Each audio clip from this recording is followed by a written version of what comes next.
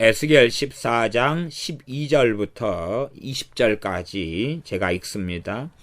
여호와의 말씀이 또 내게 임하여 가라사대 인자야 가령 어느 나라가 불법하여 내게 범죄함으로 내가 손을 그 위에 펴서 그 의뢰하는 양식을 끊어 기근을 내려서 사람과 짐승을 그 나라에서 끊는다 하자. 비록 노아, 다니엘, 욥 이 세 사람이 거기 있을지라도 그들은 자기의 의로 자기의 생명만 건지리라. 나 주 여호와의 말이니라. 가령 내가 사나운 짐승으로 그 땅에 통행하여 적막해 하며 황묵해 하여 사람으로 그 짐승을 인하여 능히 통행하지 못하게 한다 하자. 비록 이 세 사람이 거기 있을지라도 나의 삶을 두고 맹세하노니 그들은 자녀도 건지지 못하고 자기만 건지겠고 그 땅은 황무하리라. 나 주 여호와의 말이니라. 가령 내가 칼로 그 땅에 임하게 하고 명하기를 가라 이 땅에 통행하라 하여 사람과 짐승을 거기서 끊는다 하자. 비록 이 세 사람이 거기 있을지라도 나의 삶을 두고 맹세하노니 그들은 자녀도 건지지 못하고 자기만 건지리라. 나 주 여호와의 말이니라. 가령 내가 그 땅에 온역을 내려 죽임으로 내 분을 그 위에 쏟아 사람과 짐승을 거기서 끊는다 하자. 비록 노아, 다니엘, 욥이 거기 있을지라도 나의 삶을 두고 맹세하노니 그들은 자녀도 건지지 못하고 자기의 의로 자기의 생명만 건지리라. 나 주 여호와의 말이니라 하시니라. 아멘. 중요한 사람들이 오해하고 잘 알지 못하는 중요한 영적인 원리가 나와 있습니다.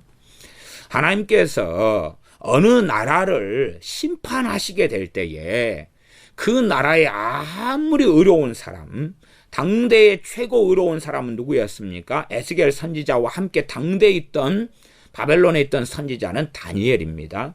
그래서 에스겔 선지자에게 하나님 말씀하실 때에 당대에 살아있었던, 심지어는 에스겔 선지자보다 훨씬 더 오랫동안 사역했던 선지자가 다니엘 선지자입니다.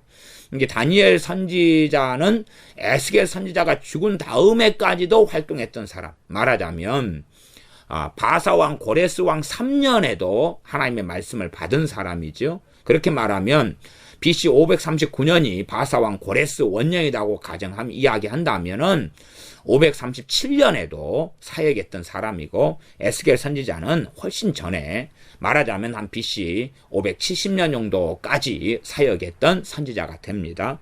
그러한 다니엘 선지자 이야기까지 하나님은 말씀하세요. 그러면서 노아나 다니엘, 욥 이 사람이 의인 중에서 하나님이 정말 인정하시는 의로운 사람 3명을 샘플과 예로 듭니다.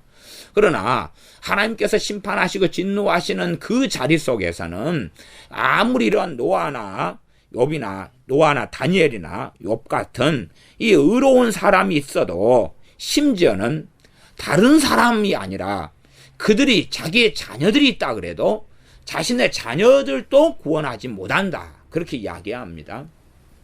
말하자면 요즘 시대에는 내가 믿음이 좋으면 내 믿음으로써 자녀들이 믿음이 좋아지고 구원받을 거야. 아니면 내가 중보기도만 좀 하면 내 자녀들은 여반장으로 구원받고 또 저 먼 데 있는 사람을 위해 중보기도하면 그들이 구원받을 거야. 그러는데 그에 대해서 틀린 이야기다 하는 것을 일단은 전제로 말씀하는 것을 우리가 이해하는 것이 필요하다 하는 것입니다. 일단은 이제 하나님의 진노와 심판이 임하는 것에 대한 이야기입니다. 하나님께서는 이 모든 나라와 민족을 다 심판하시며 통치하십니다. 그게 사람의 눈에 보이지 않을지라도 우리는 어떻게 이해하셔야 되냐 그러면 각 민족과 나라의 흥망성쇠는 죄로 인한 하나님의 심판으로 인한 흥망성쇠의 역사였다는 것은 꼭 알아야 됩니다. 12절입니다. 여호와의 말씀이 또 내게 임하여 가라사대 인자야 가령 어느 나라가 이스라엘이 그런 게 아닙니다. 어느 나라가 그럽니다. 그 다음에 어느 나라에 첫 번째 들어간 나라는 이스라엘입니다. 지금 이스라엘에 하나님께서 칼과 기근과 악한 짐승, 사나운 짐승과 온역으로 하나님 심판하신다는 이야기를 앞에서 했었습니다.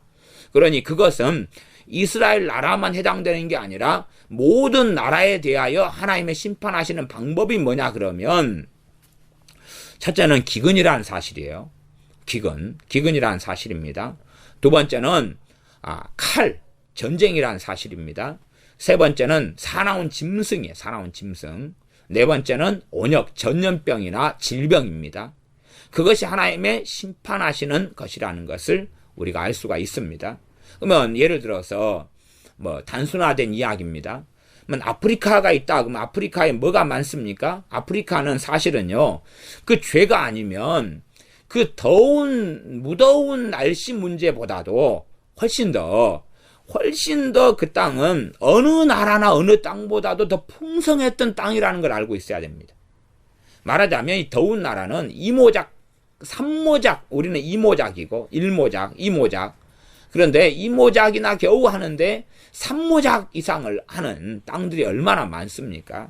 그러나 하나님의 진노와 심판을 받아서 그 땅에 기근이 참 많이 들어옵니다. 과거에 그 좋았던 땅들은 사막으로 바뀌어져 가고 기근이 참 많이 일어나고 끊임없이 내란이 일어나고 전쟁이 일어나는 것을 봅니다.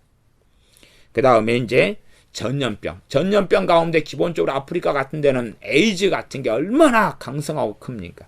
물론 우리는 하나님은 그렇게 심판하셔도 우리는 에이즈를 퇴치하려고 노력해야 되고 또한 아프리카의 옥물을 파주기 위하여 수고하고 노력해야 됩니다. 왜냐하면 갓난아이가 태어날 때부터 에이즈로 태어나고 이런 것을 우리는 목격하고 보기 때문에 그렇습니다.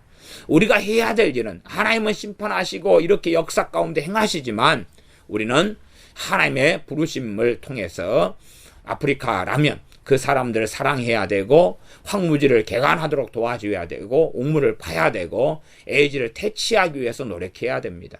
그러한 양면성을 함께 가집니다. 그러나 하나님께서 이렇게 어느 나라든지 어느 민족이든지 역사적으로 심판을 행하고 계시다는 것은 성경을 통해서 기억해야 됩니다. 여호와의 말씀이 또 내게 임하여 가라사대 인자야 13절이었습니다. 가령 어느 나라가 불법하여 내게 범죄함으로 하나님을 섬기는 이스라엘만이 아니라 어느 나라든지 심지어 하나님을 알지 못하는 나라라도 범죄는 근본적으로 하나님에 대한 범죄입니다. 하나님에 대한 범죄가 되어져서 하나님 앞에 불법한다. 하나님이 정해놓으신 마지노선을 넘어서서 그렇게 행하게 될 때에 내가 손을 그 위에 펴서 그 의뢰하는 양식을 끊어 기근을 내려서 사람과 짐승을 그 나라에서 끊는다 하자. 하나님께서 기근을 통해 하루아침에 끊어버리는 게 아니시죠. 기근은 오래된 시간입니다. 3년, 5년, 10년, 20년, 30년 이렇게 흘러가지요. 그러면서 점점 사람 수는 줄어들어가고 짐승들은 줄어들어갑니다. 그렇게 해서 야생 짐승도 사라져가면은 먹을 것도 떨어져가고 사라져가고 그러한 자연계 또 짐승이 포함된 자연계와 인간은 그러한 순환의 구조 속에 있습니다. 짐승들이 다 멸망하고 무너졌을 때 사람도 생존하고 살기는 극히 어렵다는 것을 우리는 압니다. 하나님의 심판의 첫 번째는 기근이라는 사실입니다. 기근이다. 이러한 하나님의 심판의 와중에 드는 나라가 있는데 거기에 14절 비록 노아, 다니엘, 욥 이 세 사람이 거기 있을지라도 그들은 자기의 의로 의로운 사람 의인들이지 않습니까? 자기의 의로 자기의 생명만 건지리라. 자기의 의로 자기의 생명만 건지리라. 나주 여호와의 말이니라. 중보기도에 대해서 누가 아무리 허황되고 황당한 이야기를 한다 그래도 그것은 황당하고 허황된 이야기에 불과합니다. 우리는 북한의 탈북자를 도와야 되고 북한이 자유를 얻도록 수고해야 됩니다. 그러나 북한에가 기근이 계속 있는 것은 그들의 죄악, 그들의 공산주의 주체 사상, 우상 숭배, 김일성 아니면 김정일 우상을 세워놓고 김정은이라는 사람을 신격화해서 우상 숭배하는 속에 들어갑니다. 어쩔 수 없어서 그랬다. 그러면 안 됩니다. 그건 변명에 불과한 이야기입니다. 그러한 북한에 있는 사람들 3천만 된다. 3천만이 되는 사람 혹은 2,300만 이런 사람들이 우상숭배에 몰두해가지고 살아간다는 것입니다. 그러니 그들의 죄악을 통하여 하나님께서는 그들을 심판하시며 그 악한 정권 속에서 빠져나오지 않도록 진노하고 계신다는 것도 우리가 이해해야 됩니다. 그러는 가운데서 이제 우리가 탈북자 사역도 하고 그러한 것을 알면서도 하나님의 사명을 받아서 우리가 북한 사람들이 해방되는데 기도하고 섬기는 것이 이 이중성 속에 우리는 역설성 속에 놓여있는 삶을 삽니다. 그러지 하나님께서 우주 밖으로 나가셔서 무관심하시고 인간 세계의 역사는 사람에게 맡겨두셨다는 말도 안 되는 궤변을 우리는 믿어서는 안 됩니다. 그래서 이러한 하나님의 진노 속에 심판 속에 들어가 있는 땅에 의로운 사람 노아나 다니엘이나 욥 세 사람이 있어도 자기의 의로 자기의 생명만 건진다는 것입니다. 이러한 다니엘은 얼마나 기도의 사람이었습니까? 그러지 않습니까? 이 기도의 사람이 아무리 자기의 자녀를 위해 기도해도 자기의 자녀가 구원받을 수 없다는 것입니다. 자신의 이웃과 부모 형제를 위해 기도해도 구원받을 수 없다는 것입니다. 얼마나 기도에 대한 망상이 참 커지고 많아져서 극단적으로 자기가 금식 3일만 하고 그렇게 기도하면 1000명이 돌아오고 50명이 돌아오고 그런 얼토당토한 주장을 펼치는 궤변론자들이 많습니다. 왜? 증명되지 않고 눈에 보이지 않으니까 그런 주장을 믿으면 너무 마음이 좋아지고 소위 말하면 하나님께 갔을 때 상급을 많이 받는 소망이 생겨나고 자기의 금식이나 기도가 굉장히 의미 있는 것처럼 하나님의 음성을 빙자해서 들리고 보이고 말하고 가르치는 사람들이 현 시대에 많습니다. 15절 하나님은 계속 지금 반복하시는 말씀이 14절입니다. 14절하고 지금 같이 반복되는 게 뭡니까? 그것은 18절, 20절 그렇게 반복돼 가지 않습니까? 또한 16절, 14절, 16절, 18절, 20절 그렇게 다 반복되는 말씀을 4번이나 하십니다. 14절은 읽었고 16절은 이 세 사람이 거기 있을지라도 나의 삶을 두고 맹세하노니 하나님께서 맹세를 하신다는 이야기는 보통 이야기가 아닙니다. 보통 이야기가 아니에요. 내가 진실로 너희에게 이르노니 지금 이런 표현하고 비슷하거나 더 강한 표현이라고 생각하셔야 됩니다. 주님께서 진실로 굉장히 강조하시는 것. 구약에서는 나의 삶을 두고 맹세하노니 하나님 자신이 하나님 되심을 두고 맹세한다 그 말이에요. 하나님 되심을 두고. 세상적으로 인간적으로 이야기하면 어떤 사람이 자기가 어느 회사의 회장이다 그러면 나의 회장직을 가지고 나는 지금 이야기합니다. 이게 틀리면 나는 회장직에서 그만두겠다 그 말이죠. 그런 것보다 훨씬 더 무거운 하나님의 맹세입니다. 하나님의 맹세는 이 무서운 하나님의 맹세, 무거운 하나님의 맹세는 반복되고 있습니다. 그래서 14절은 똑같은 말씀이지만 맹세까지는 안 나왔지만 16절은 나의 삶을 두고 맹세하노니 그들은 자녀도 건지지 못하고 자녀를 건진다고요? 못 건진다고요? 못 건진다 그랬습니다. 자기만 건지겠고 그 땅은 황무하리라. 하나님의 진노와 심판이 임했는데 하나님이 땅을 황무하지 않게 해주소서 해봐야 그 땅을 황무하게 하는 것을 중보기도로 막을 수 없다는 것입니다. 얼마나 거짓된 중보기도가 많은지 모릅니다. 하나님을 가로막으면 그런 앞뒤 문맥을 가지고 하나님께서 나를 가로막을 자를 찾는다는 의미를 잘 본문을 가지고 이해를 해야 되지. 그래서 열토당토 함께 하나님을 막아서고 기도를 통하여 하나님을 조종하고 하나님 이걸 이렇게 하십시오 저걸 저렇게 하십시오 그러면 하나님이 알았다 그러고 하고 하나님의 지배자와 통치자가 되는 식으로 가리키는 중보기도의 망령과 거짓 속에서는 반드시 벗어나야 됩니다. 자기 멋대로 살아가기를 좋아하는 사람들은 허황되고 거짓된 중보기도의 가르침을 잘 받아들입니다. 그러나 이 14절은 지금 기도에 대한 이야기를 하고 있지 않습니까? 14절에 앞에 두 장로부터 시작해서 기도에 대한 이야기를 쭉 해왔습니다. 그리고 의로운 사람 노아나 다니엘이나 욥이 있어도 자기 자녀도 못 건진다고 이야기했습니다. 하나님의 진노와 심판이 임하면 자기 자녀도 건질 수 없었던 것입니다. 15절 가령 내가 사나운 짐승으로 그 땅에 통행하여 적막해야 하며 황묵해 하여 사람으로 그 짐승을 인하여 능히 통행하지 못하게 한다 하자. 황무하고 적막하게 되어지면 야생 짐승들이 얼마나 강성해지겠습니까? 더군다나요. 왜 그러냐 그러면 이러한 먹을 만한 온순한 짐승들이 많이 없어지니까 야생 동물들이 먹을 게 부족해가지고 사람이 있는 데까지 침입하고 내려오지 않겠습니까?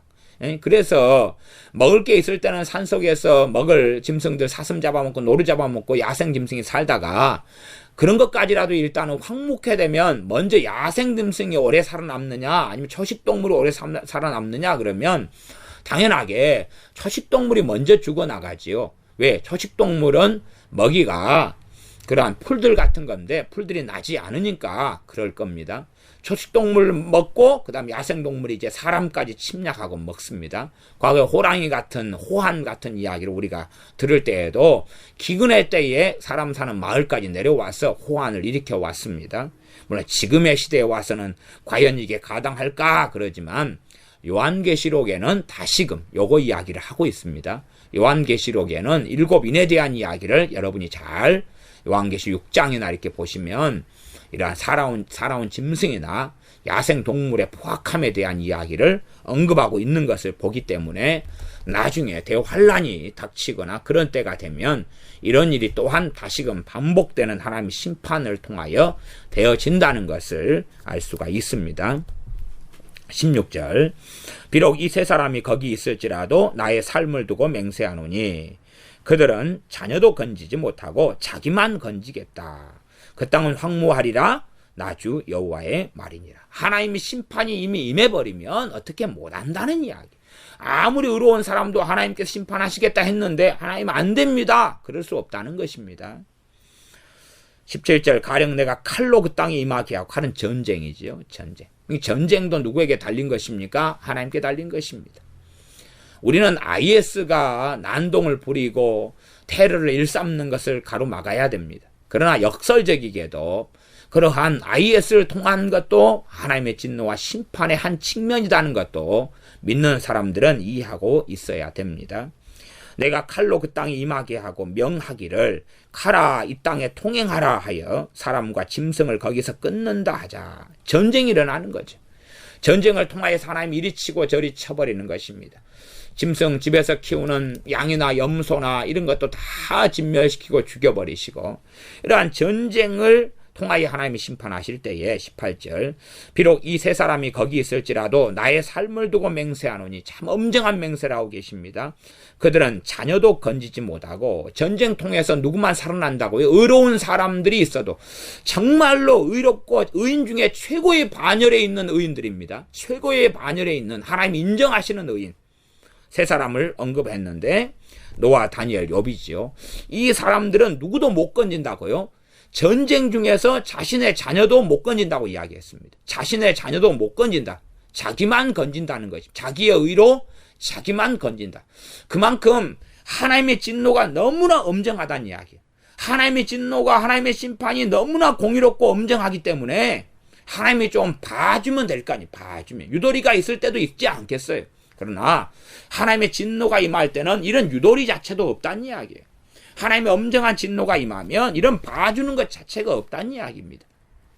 아직 하나님의 진노가 임하지 않았을 때는 봐주는 것도 좀 있겠지요. 말하자면 평화의 시대 때는 자녀들도 오래 살 거고 그치요? 자기도 좀 오래 살 거고 그러니까 하나님께 기도하면 자녀들에게 계속된 기회를 구원 얻을 기회, 주님 만날 기회를 주실 거 아니에요. 그러나 이러한 진노의 때가 되면 그런 기도도 무용지물이고 자기의 믿음, 자기의 의로 자기만 겨우 살아난다는 이야기입니다. 그런데 기본적으로 이것은 첫째는 우리 말세 속에 이제 살아가는 사람들이 이해해야 될 건 요한계시록에 있는 시대에는 자기의 믿음으로 겨우 누구만 살아남는 시대라고요? 자기만 살아남는 시대라는 걸 알 수가 있습니다. 요한계시록에 있는 대환란은 하나님의 역사 속에 쌓여있던 태초 이래 창세 이래로 있던 죄에 대한 진노를 마지막 세대에게 퍼붓는 시대이기 때문에 그런 시대에는 자기의 믿음으로 자기의 의로 자기만 서게 되는 시대가 되어집니다. 또한 역사는 계속하여 반복되어 가는데 하나님께서 어느 나라, 나아가 어느 민족을 심판하실 때 진노가 임하여 기근이나 사나운 짐승이나 혹은 전염병이나 칼, 전쟁을 통하여 심판하실 때도 그러한 대환란 전의 시대라도 자기의 믿음과 기도를 통하여 자녀를 살리지 못한다는 것입니다. 자녀를 구원할 수 없다는 사실입니다.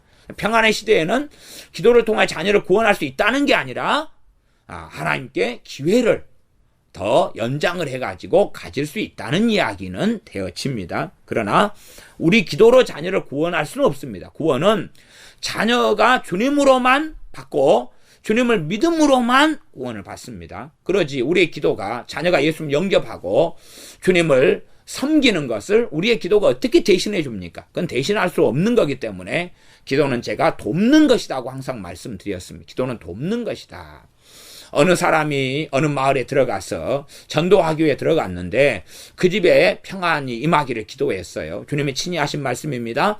그 집의 사람이 받을 만한 사람이면 그 평안이 임하겠고 받을 만한 사람이 아니면 그 평안이 너에게 돌아오리라 그랬습니다. 그러니 받을 사람이냐 그렇지 않을 사람이냐가 문제가 되죠. 내 자녀라 할지라도 내가 자녀를 위해 중보기도를 하면 내 남편과 아내를 위해서 하면 그 사람이 그 기도를 받을 수 있는 사람이냐 받을 수 없는 사람이냐가 문제가 된다 그 말이에요. 그러니 기도의 타이밍이 참 필요합니다. 받을 수 있을 때에 위해서 기도하는 거죠. 심령이 가난케 되어지고 때로는 환난과 고통과 고난과 사고 같은 걸 통해서 겸손케 되어지고 그럴 때에 이제 받을 수 있는 상태가 될 때에 기도하고 말씀을 전하는 것입니다. 19절입니다. 가령 내가 그 땅에 온역을 내려 죽임으로 내 분노를 그 위에 쏟아 사람과 짐승을 거기서 끊는다 하자. 온역은 전염병입니다. 그래서 전염병을 통해 사람과 짐승을 싹 죽여나간다. 서구 유럽에 과거에 흑사병을 통해 3분의 1이 죽었지요. 그것도 하나님의 진노가 하나님의 심판이라는 걸 알 수가 있습니다. 그러한 하나님의 진노와 심판이 당시에는 나타났었습니다. 세계 1차, 2차 대전 같은 경우도 마찬가지로 하나님께서 칼을 통한 심판이라는 것을 우리는 이해해야 됩니다. 20절 비록 노아, 다니엘, 욥이 거기 있을지라도 나의 삶을 두고 맹세하노니 다시 하나님께서 반복하여 심각하게 맹세하고 계십니다. 그러니까 이러한 내용이 지금 나의 삶을 두고 맹세한다는 것은 여기서는 이 짧은 12절부터 20절까지는 3번 나오고요. 그 다음에 노아, 다니엘, 욥 세 사람이 있어도 자기만 건진다는 이야기는 4번이 나옵니다. 14절하고 16절하고 그 다음에 18절하고 20절하고 이 짧은 데서 그렇다면 이게 핵심 되는 하나님의 말씀이고 너무나 중요하고 엄중한 말씀이라는 것은 우리가 꼭 기억해야 됩니다. 20절 그들은 자녀도 건지지 못하고 자기의 의로 자기의 생명만 건지리라. 나 주 여호와의 말이니라 하시니라. 그러므로 우리가 우리 자녀를 위해서 그냥 기도만 하면 된다는 망상 속에 들어서는 안 되고 이 평안의 시대 때일수록 자녀에게 바르게 말씀대로 양육을 해야 된다 그 말이.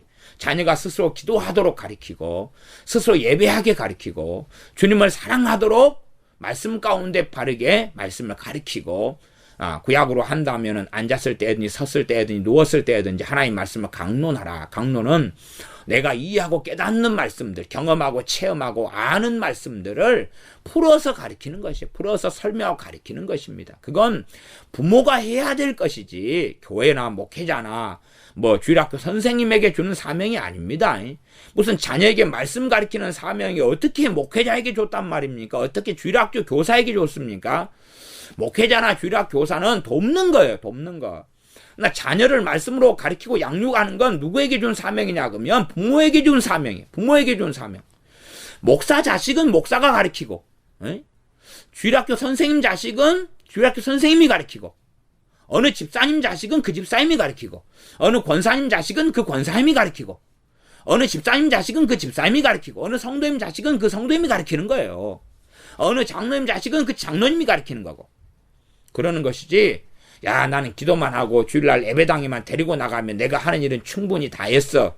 그러면 심판대 앞에 섰을 때 반드시 수치를 당하게 될 것입니다. 반드시 부끄러움을 당하게 될 것이고 하나님의 나라 천국에는 최소한 작년인 우리 세대가 간다. 그러면 우리의 자식 세대는 천국에서 볼 일이 없을 거다 그 말입니다.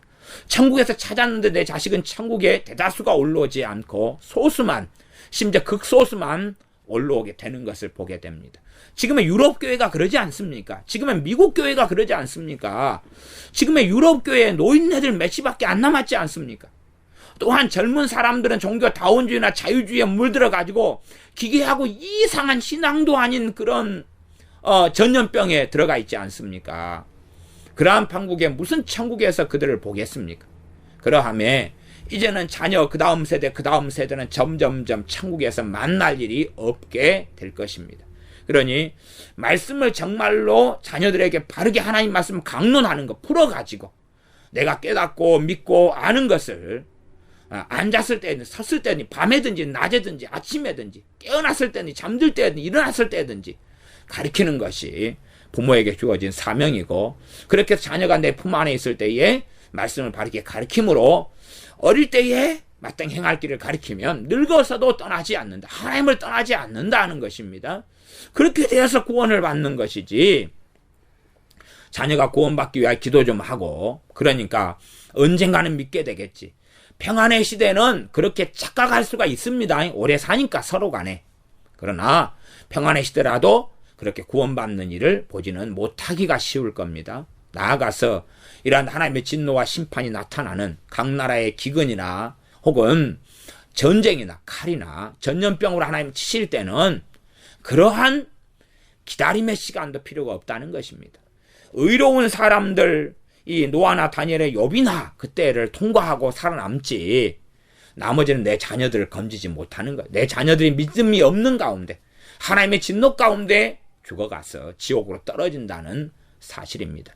얼마나 엄정한가. 하나님은 자신의 삶을 두고 맹세한다는 것을 이 짧은 구절 12절부터 20절까지 3번이나 사용하고, 그 다음에 노아, 다니엘, 욥에 대한 이야기는 4번이나 나와 있는 정말로 엄정한 말씀을 기억해야 됩니다. 기도하겠습니다.